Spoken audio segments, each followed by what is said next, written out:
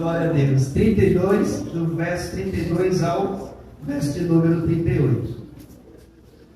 Diz assim a palavra do Senhor: Então foram a um lugar chamado Getsêmani.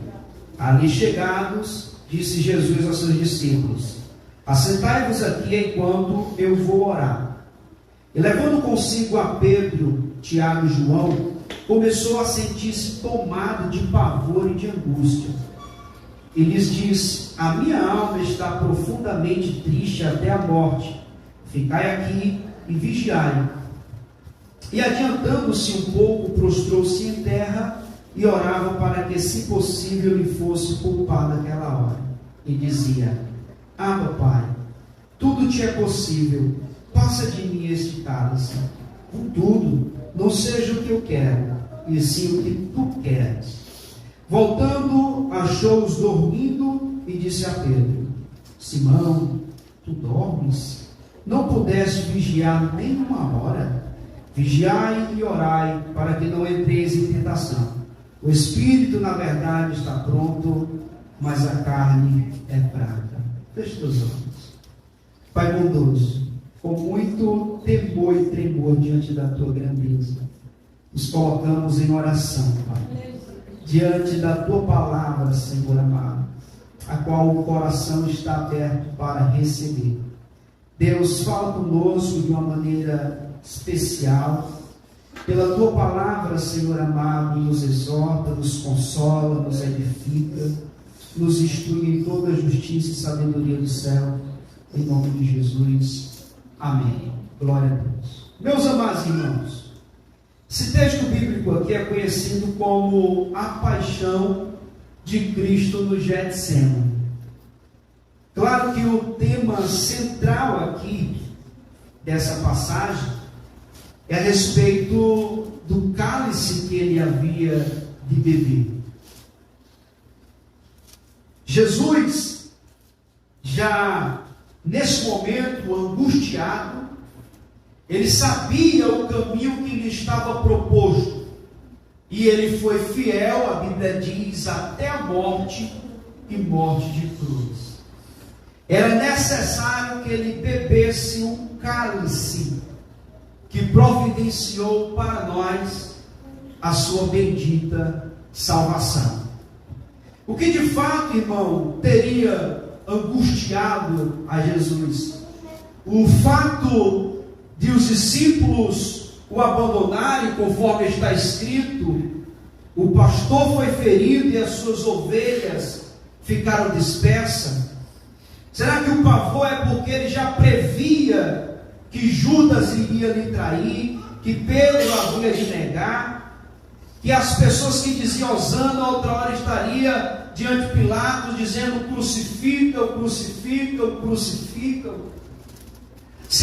Quantas pessoas ao longo da história da igreja morreram de mortes tenebrosa, horrível, mas ainda assim a história diz que muitos, apesar de morrer, ainda morreram cantando. Teve pessoas que morreram a fogo e ainda antes profetizou, como John Hus, ele que antecedeu aí a reforma protestante. Ele é conhecido como pré-reformador, e no momento da sua morte ele profetizou dizendo que eles estavam matando ganso, mas dali a 100 anos o Senhor levantaria o cisne que eles não poderiam matar. E eles estavam falando de Martinho Lutero, que fixou em 1517 as 95 teses contra as indulgências na porta da Catedral de Wittenberg, iniciando assim a reforma protestante. Como Policarpo, que as pessoas diziam: só basta tu negar e tu não vai morrer. Ele já era um velho de 86 anos, ele disse assim: meu amigo, eu sirvo a Jesus há 86 anos, nunca ele me fez o mal, é agora que eu vou negar o meu Salvador. Pode aquecer a fogueira e pode botar fogo. Será que essas pessoas que morreram de forma assim era melhor que Jesus? Que em vez de estar agonizando, eles até mandaram acender a fogueira, porque sabiam que ia se encontrar com o Senhor. Outros profetas, outros cantaram. A questão aqui que a morte que Cristo sofreu não era como a deles. A questão aqui é que o cálice que ele iria beber culminava fortemente no fato de que no momento da cruz ele iria dizer: Deus meu, por que me desamparaste? Coisa que ele nunca viveu, pois ele e o Pai é um só. Mas na cruz do Calvário ele disse: Eli, Eli, lama sabachthani. Deus meu, por que me desamparaste? Não há cálice pior para beber do que esse. Sofreu o distanciamento do Pai. Morrer porque o pecado da humanidade estava sobre ele. Aí onde está a diferença, irmão. Jesus sofreu o peso da nossa culpa sobre ele, substituindo na cruz o nosso lugar. O justo pelo injusto, aquele que não tinha pecado se fez pecado por nós. Ele sofreu a crucificação para nos livrar da maldição da lei. Aleluia! Esse é o cálice que ele havia de beber. Os pecados da humanidade sobre ele, o distanciamento do Pai. E ele foi fiel, tomou o cálice, e hoje nós somos salvos, porque Jesus, em verbo encarnado, foi fiel até a morte. Amém?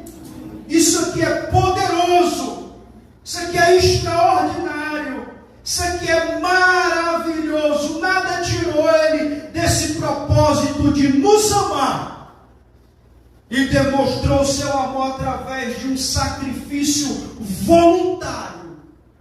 Até porque, irmãos, a morte de Cristo não estava predeterminada por Pôncio Pilatos, nem por Caifás, nem por Judas. A morte de Cristo estava agendado, determinado na agenda de Deus antes da fundação do mundo, para mostrar que quando o homem pecou, Deus não foi pego de surpresa. Ele tinha providenciado num plano eterno a nossa bendita salvação. Porque Deus não é um homem para descascar o abacaxi depois que o problema está feito, meu amado irmão. O Senhor Deus é um Deus precavido.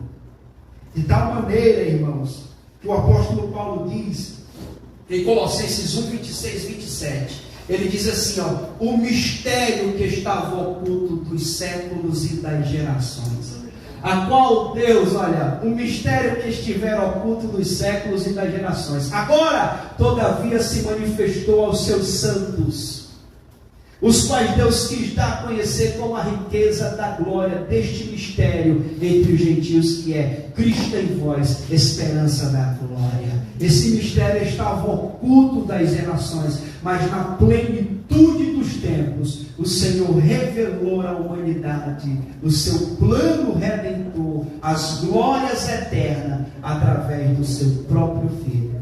E no Getsemane, ainda angustiado, ele disse: não seja feito conforme eu quero, mas conforme tu queres. Amém? Isso é lindo, porque, irmão, no jardim foi o fato de Adão viver a sua própria vontade, não a vontade do Pai, que ele perdeu e foi expulso do paraíso. Mas nesse jardim do Getsemane, Jesus dizendo: seja feita a tua vontade, que ele conquistou para nós a nossa bendita salvação. Porque a oração dos servos de Deus não é que a vontade do homem seja feita no céu, mas que a vontade de Deus seja feita na terra. Essa é a oração dos justos, essa é a oração de todos aqueles que oram ao Senhor com humildade. Amém? Esse é o tema central. Mas aqui também tem lições práticas maravilhosas para a nossa vida cristã também no dia a dia, olhando para o exemplo do Senhor Jesus aqui. Porque veja bem, Jesus era rodeado de muitos discípulos, mas dentre eles tinha 3 que eram mais próximos do Senhor, e o Senhor compartilhou com esses discípulos coisas que ele não compartilhou com os outros. Até porque todo líder que se preza, ele precisa saber muito bem para que ele está compartilhando a sua dor pessoal. Porque ele sabe que nem todo mundo está preparado emocionalmente para ouvir um desabafo de um líder. Porque infelizmente ainda existe hoje, em pleno século XXI, pessoas que acham que o pastor é um anjo sem asa, que ele não pode sofrer, que ele não pode se angustiar. Ele tem todo o direito, irmão, porque o pastor também é alma. Ele é ser humano, carente da graça de Deus. Jesus, na sua humanidade, ele se angustiou, ele se afligiu, a ponto de dizer para os seus discípulos: a minha alma está profundamente triste até a morte. Aquele a qual os discípulos viram dizer: Lázaro sai para fora, e Lázaro saiu ressuscitado, agora estava dizendo que estava angustiado. Aquele que os discípulos viram lá no barco dizendo: cala-te vento e aquieta-te mar, agora eles estavam vendo Jesus dizer que estava angustiado até a morte.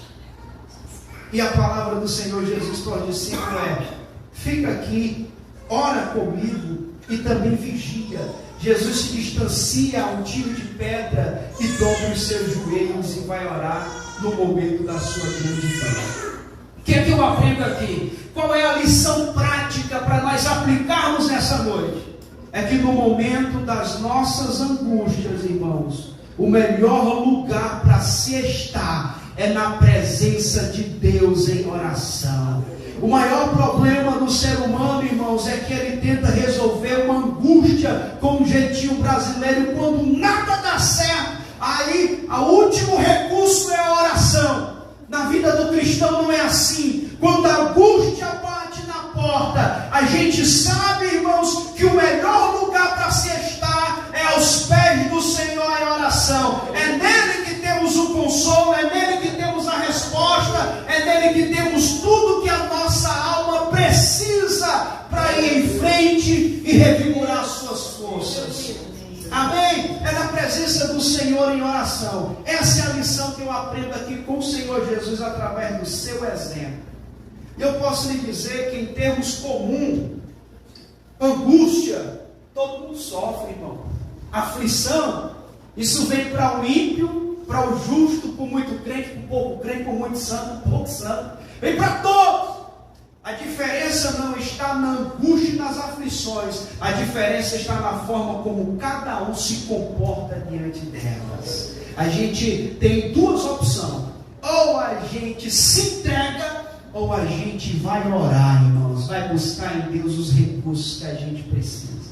É como, por exemplo, o rei Ezequias. O camarada já estava enfermo. Ainda chega o profeta para dizer: arruma a tua casa que tu vai morrer, irmão. Qual foi a primeira coisa que ele fez, irmãos? Foi consultar o plano funerário, foi estar tirando os cabelos da cabeça, rodando por toda a casa, fazendo uma despedida urgente. Não! Ele virou o rosto para a parede e foi orar. Ele falou para Deus o tempo que ele foi fiel. Ele falou com quebrantamento. E o Senhor Deus acrescentou 15 anos dele para ele de vida. E para confirmar isso, o Senhor atrasou o relógio de Acais. Porque aqueles irmãos que passam por momento de aflição e que temem ao Senhor, ele sabe muito bem para onde deve ir.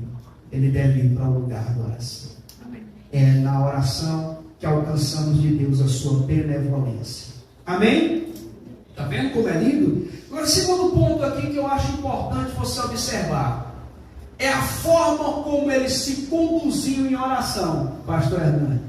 Forma como ele conduziu, em extrema humildade aqui, e nos deu exemplo dizendo, e dizia, verso número 36, Abba, Pai, tudo te é possível, passa de mim esse cálice, contudo não seja como eu quero, e sim como tu quer. Primeiro, ele chama Deus de papai. Ele está trazendo aqui, Deus para mais perto, um ato profundo de relacionamento. É um filho contando a angústia para o papai. Porém, ele não está aqui exigindo para Deus alguma coisa. Ao contrário, na sua humildade, ele se submeteu, ainda que ele fosse sofrer a vontade do Pai. Ele não diz assim, ó, seja como eu quero, Senhor. Hoje eu decreto que esse cálice vai passar de mim. Está decreto. Não, ele disse, se tu quiser, tu tira. Porém, se tu não quiser passar de mim o cálice, seja feito conforme a tua vontade e não como eu quero. Irmãos, quando nós apresentamos a Deus em oração, nós precisamos entender que nós estamos diante da realeza. Nós estamos diante daquele que é o Todo-Poderoso e que toda reverência e humildade é necessário. Teve uma vez que a mulher falou com o pastor da Bahia, dizendo assim, olha pastor, hoje eu peguei, confrontei a Deus e disse, ou tu faz, Deus. Botei Deus na parede. Aí disse, não é mais fácil ele botar na parede, esfregar a sua cara assim na parede e dizer, quem manda é eu, quem decreta é eu, quem faz é eu. Se submeta à minha vontade. Se submeter à vontade de Deus é aprender a ouvir um sim de Deus e aprender a ouvir um não, irmão. Amém? Se submeter à vontade de Deus é aprender a ouvir um sim e aceitar, e aprender a ouvir um não de Deus e aceitar também, porque até o não de Deus é benefício para a nossa vida. Nós só enxergamos o dia de hoje, Ele conhece o dia de amanhã, e até o não de Deus é boa, perfeita e agradável, porque a sua vontade é assim, não é não, pastor? Sua vontade é assim. Olha como foi que o leproso chegou para Jesus. Se tu queres, tu pode me curar. Olha como foi que o leproso chegou. Se tu quiser, tu pode me curar. Agora sim, é a tua vontade. É se tu quiser, não é eu. Mas se tu quiser, tu pode. O Senhor Jesus gostou. O Senhor Jesus tocou primeiro nele. Jesus estava logo quebrando ali uma barreira emocional violenta. Porque o leproso ficava distante do convívio social, e quando o leproso se aproximasse, ele já tinha que sair gritando, dizendo, leproso, leproso, leproso, que é para todo mundo saber que está se aproximando um leproso, e todo mundo, ó, correr, sai longe. Por quê? Porque ele era leproso, era imundo, e quem o tocasse era imundo também. E Jesus pega, irmão, e Jesus toca nele. Jesus, ali, antes de curar ele fisicamente, ele cura aquele homem emocionalmente. Jesus mostra que o Senhor Jesus é capaz de quebrar qualquer barreira para chegar no ser humano e mostrar que Ele o ama. Aleluia! E Ele curou tanto a área emocional como a área física daquele homem. O Senhor Jesus atendeu o seu pedido. Mas o Senhor Deus não atendeu o pedido de Paulo. O Senhor Deus não atendeu o pedido do Senhor Jesus. O Senhor Deus não atendeu o pedido de Paulo. Eu falei isso no domingo passado. Mesmo ele orando 3 vezes para tirar dele o espinho. E o Senhor apenas disse, a minha graça te basta, Paulo. Porque o meu poder se aperfeiçoa na tua fraqueza. Então isso aqui é um ato de fé. Quando eu escuto o não de Deus, eu preciso entender que até o não tem um propósito. E quando eu entendo que isso tem um propósito, eu consigo levar a vida com mais leveza. Entendendo que em quaisquer circunstância, quer seja ela difícil, quer seja ela ruim, quer seja ela boa, quer seja ela favorável, Deus está cuidando de mim, Deus está manifestando a sua graça. E o apóstolo Paulo entendeu que o motivo daquilo dali era justamente para que Paulo não se ensoberbecesse. Foi-me posto um espinho na carne, para que eu não me ensoberbeça diante da excelência das revelações que eu tive. Ou seja, isso foi um cuidado de Deus para com minha vida, de tal maneira que eu não me glorio senão nas minhas fraquezas, porque quando eu estou fraco, eu estou forte, porque o teu poder se aperfeiçoa na minha fraqueza. Deus estava fazendo Paulo crescer na sua graça, porque crescer na sua graça não está apenas no aspecto da manifestação espiritual do Espírito. Às vezes, através dos espinhos da vida, Deus está te fazendo crescer na sua graça. Porque nunca faltará a graça de Deus sobre a sua vida, assim como nunca faltou cuidado do Senhor Deus para com Jesus. Quem está entendendo, amém? Aí aqui está Jesus orando, e a pergunta é, o pai passou? Não, ele tinha que beber.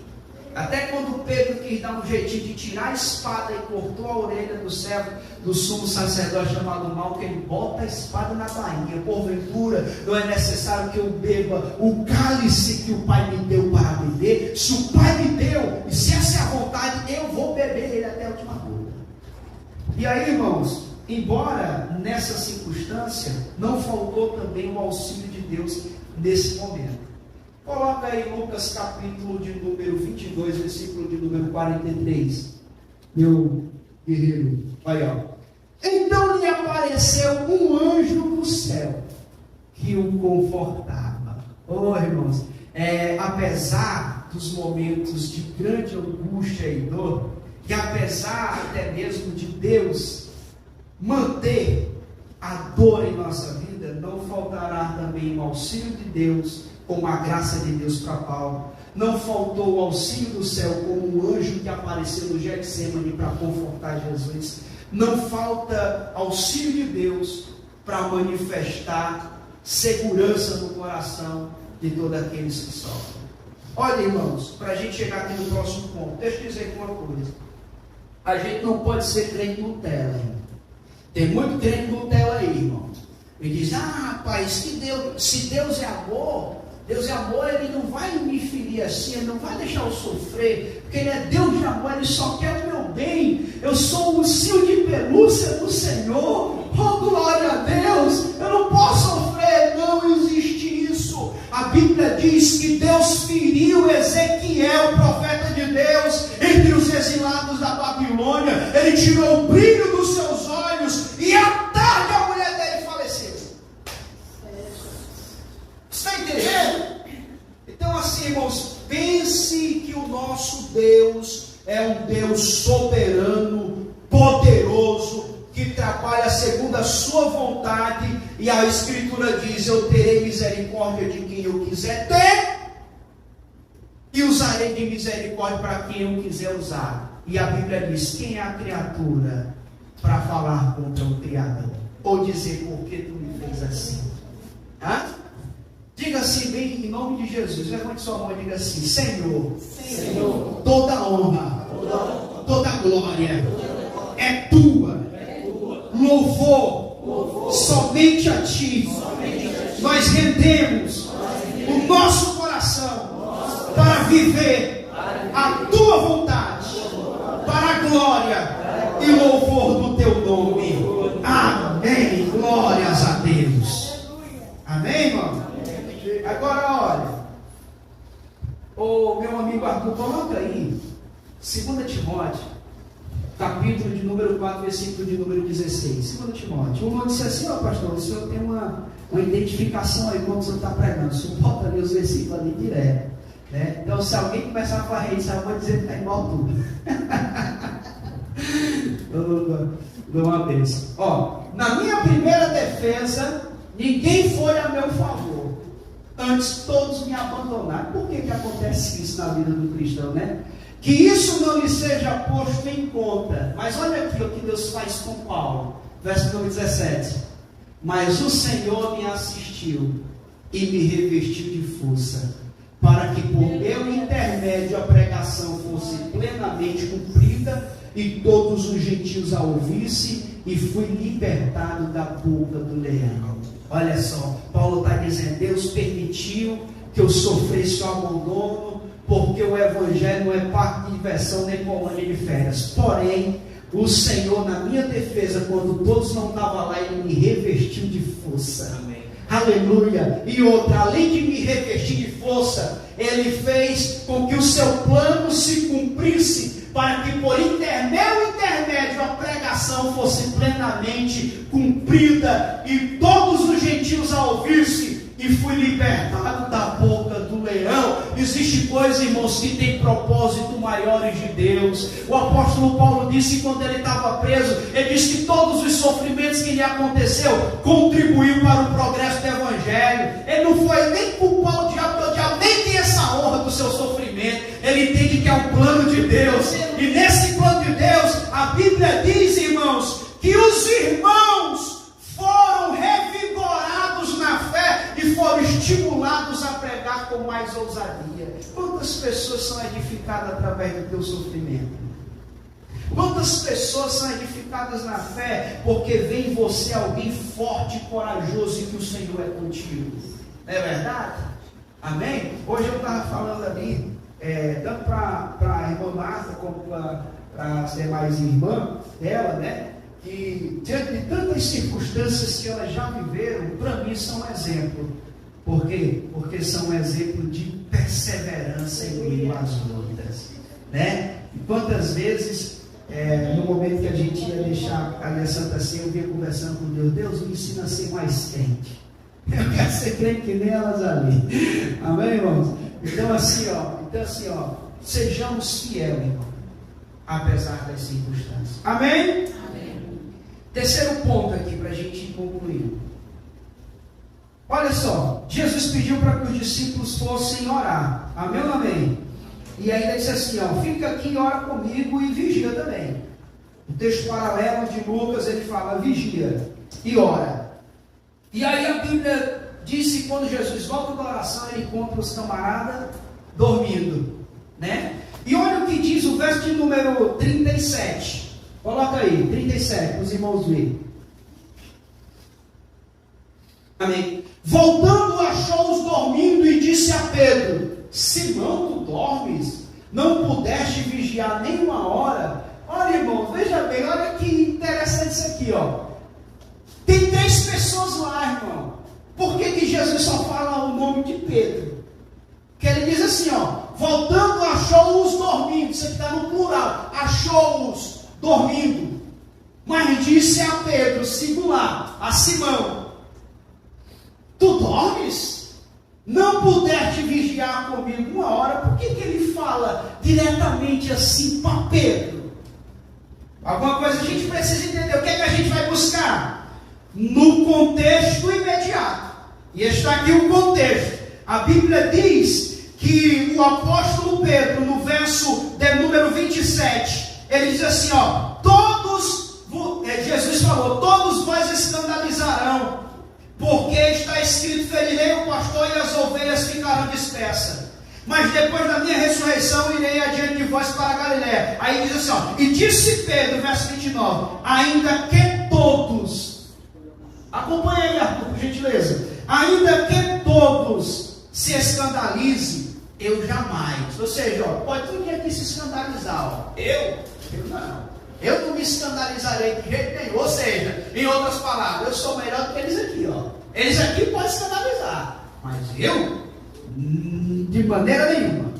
E Jesus disse assim, ó, respondeu-lhe Jesus, em verdade te digo, hoje, nesta noite, antes de que 2 vezes cante o galo, tu me negarás. Jesus falou.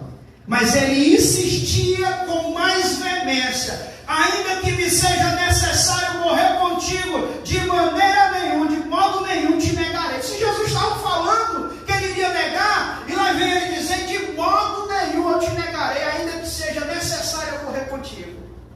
Aí os outros foram na mesma onda, se disseram todos.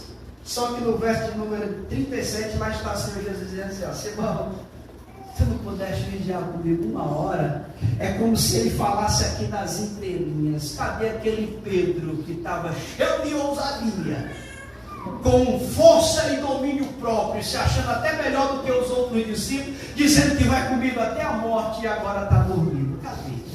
É Jesus mostrando assim, meu filho, tu não é autossuficiente. Tu fala muito por empolgação. Empolgação é cruel. Empolgação faz a gente se perder. A Bíblia diz que no muito falar, tropeço de palavra. Tem gente falando, né, às vezes o que não deve, às vezes, irmãos, o que falou não consegue cumprir. Então, irmãos, está aqui o Senhor Jesus dizendo aqui, cadê ele? Irmãos, que nós nunca possamos, irmãos, ter essa perspectiva da vida cristã. Até porque santidade que me faz tripudiar sobre os outros, eu não quero. Santidade que me faz eu achar maior do que o outro, porque eu sou mais santo que essa pessoa, ou mais capacitado. Não, irmãos, nós somos todos iguais perante o Senhor. O que nós precisamos é falar das nossas necessidades, nós vamos orar uns pelos outros, porque a igreja é a comunidade terapêutica, nós levamos as cargas uns dos outros, não tem ninguém mais do que ninguém. O apóstolo Paulo diz assim: cada um considere o outro superior a si mesmo. Então veja bem, não é a questão de eu considerar-me menor do que o pastor Diego. Eu tenho um exemplo, e ele, por ver que eu reconheço isso, ele vai se sentir realmente maior do que eu. Não, é eu me sentindo menor que ele se sentindo menor que eu sentindo menor que você sentindo menor. E se cada um vai fazendo isso, não tem espaço para soberba e nem para concorrência. Todos nós se nivelamos em um caminho de humildade. Porque, irmãos, nós somos pessoas carentes da misericórdia de Deus. Amém ou amém?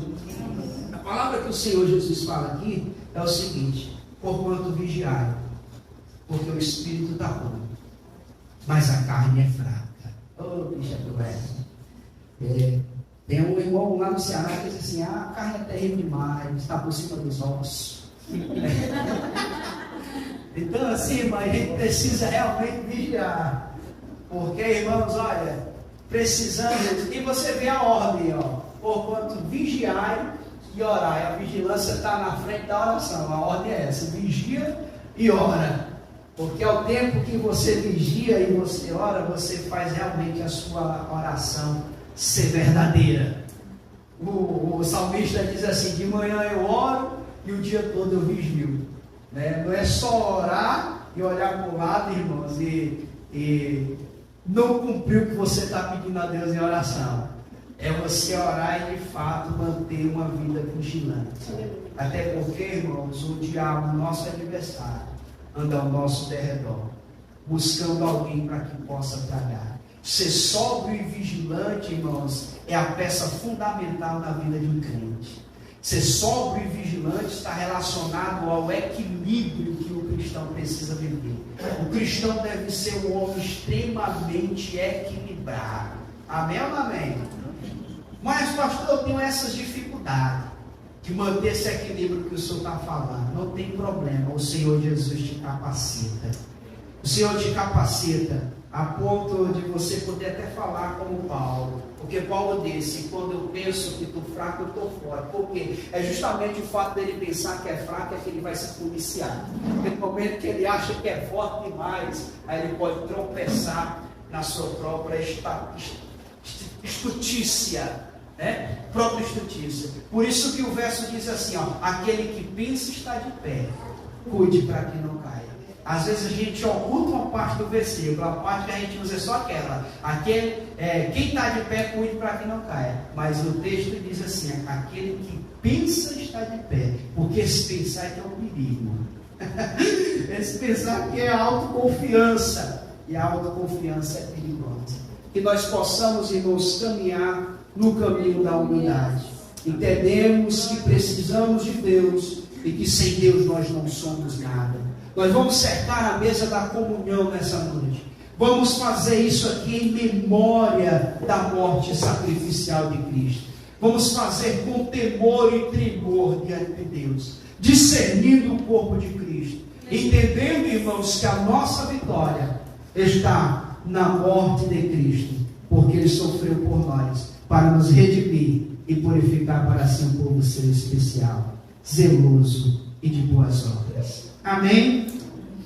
Olha só, Jesus, após submeter-se à vontade de Deus para nós orarmos, qual foi os resultados da obediência? Você pode saber? A Bíblia diz que Deus o exaltou sobremaneira. O Senhor quebrou os grilhões da morte. Ele ressurgiu como um renovo e uma raiz em terra seca. A Bíblia diz que depois que Ele fez a purificação dos nossos pecados, Ele assentou-se à destra da majestade nas alturas e recebeu um nome mais excelente do que o dos anjos. E diante do seu nome, todo joelho se dobrará, no céu, na terra e embaixo da terra, e toda língua confessará que Ele é Senhor, para a glória do Deus Pai. Amém? Há uma recompensa eterna também para aquele que vencer. A Bíblia diz em Apocalipse, capítulo de número 3, versículo de número 22 ou 23, a Bíblia diz assim, ó: aquele que vencer dar-lhe-ei que se assente comigo no trono, no meu trono, assim como eu venci e me assentei no trono com meu Pai. Oh, irmão, há uma recompensa eterna para quem persevera, meu amado. A nossa leve e momentânea tribulação traz consigo um peso eterno de glória. Se com Ele nós sofremos, com Ele também nós reinaremos. Entenda isso, o Senhor é contigo e Ele é fiel para guardar o meu e o teu depósito até aquele grande dia, irmãos. Em nome de Jesus, é nisso que consiste o poder do Evangelho. O poder do Evangelho de Cristo Jesus, que é o poder de Deus para a salvação de todo aquele que crê. Fica de pé em nome de Jesus.